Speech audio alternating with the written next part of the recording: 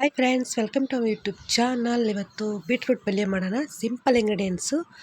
ಬೀಟ್ರೂಟ್ನ cut ಮಾಡಿ ಈ ರೀತಿ ತೊಳ್ಕೊಂಡು ಮಡಿಕೊಂಡಿದ್ದೀನಿ. ಕಾಯಿ ತುರಿ, ಕೊತ್ತಂಬರಿ ಸೊಪ್ಪು, ಈರುಳ್ಳಿ, ಖಾರದ ಪುಡಿ.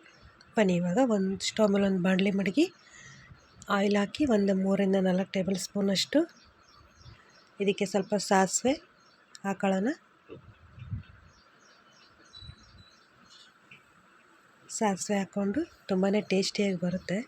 ಮಾಡೋಣ. ಸಿಂಪಲ್ ಕ್ಯಾರೆಟ್ ಪಲ್ಯ ಮಾಡೋಣ. ಇದು ಬೀಟ್ರೂಟ್ ಪಲ್ಯ ಮಾಡೋಣ. ಬೀಟ್ರೂಟ್ ಪಲ್ಯ ಮಾಡೋಣ. ಈರುಳ್ಳಿ, ಕೊತ್ತಂಬರಿ ಸೊಪ್ಪು,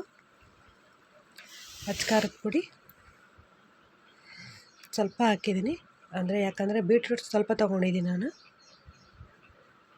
ಫ್ರೈ ಮಾಡ್ಕೊಳ್ಳಿ. ಇವಾಗ ಕಟ್ ಮಾಡಿ ಇಟ್ಟಿರುವಂಥ ಬೀಟ್ರೂಟ್ ಹಾಕೊಳ್ಳೋಣ. ಮೇಲ್ಗಡೆ ಕಾಯಿ ತುರಿ ಹಾಕೊಳ್ಳೋಣ. ನೋಡಿ, 2 ನಿಮಿಷದಲ್ಲಿ ಬೀಟ್ರೂಟ್ ಪಲ್ಯ ರೆಡಿ ಆಯಿತು. ರುಚಿಗೆ ತಕ್ಕಷ್ಟು ಉಪ್ಪು ಹಾಕೊಳ್ಳೋಣ. ಇವಾಗ ಚೆನ್ನಾಗಿ ತಿರುಗಿಸಿ ಒಂದು ಸ್ವಲ್ಪ ನೀರು ಹಾಕಿ ಬೇಯಿಸಿ. ಬೆಂದಾದಮೇಲೆ ಇದು ಚಪಾತಿಗೆ ಕಾಂಬಿನೇಷನ್ ಚೆನ್ನಾಗಿರುತ್ತೆ, ಟೇಸ್ಟಿಯಾಗೂ ಇರುತ್ತೆ. ಮತ್ತು ಬೀಟ್ರೂಟ್ ತಿನ್ನೋದ್ರಿಂದ ರಕ್ತನೂ ಇಂಪ್ರೂವ್ ಆಗುತ್ತೆ. ಬ್ಲಡ್ ಕಡಿಮೆ ಇರ್ತಾರಲ್ಲ ಕೆಲವೊಬ್ಬರಿಗೆ, ಅವರಿಗೆ ಇದು ಒಳ್ಳೆಯ ಆಹಾರ. ಬೀಟ್ರೂಟ್ ಪಲ್ಯ ಒಂದು 10 ನಿಮಿಷ ಬೇಯಿಸಿ. ನೋಡಿ, ಬೀಟ್ರೂಟ್ ಪಲ್ಯ ರೆಡಿಯಾಗಿದೆ. Simple ingredients beetroot. ಈ ವಿಡಿಯೋ ನೋಡಿದ್ದಕ್ಕಾಗಿ ಧನ್ಯವಾದಗಳು ಫ್ರೆಂಡ್ಸ್. Thank you.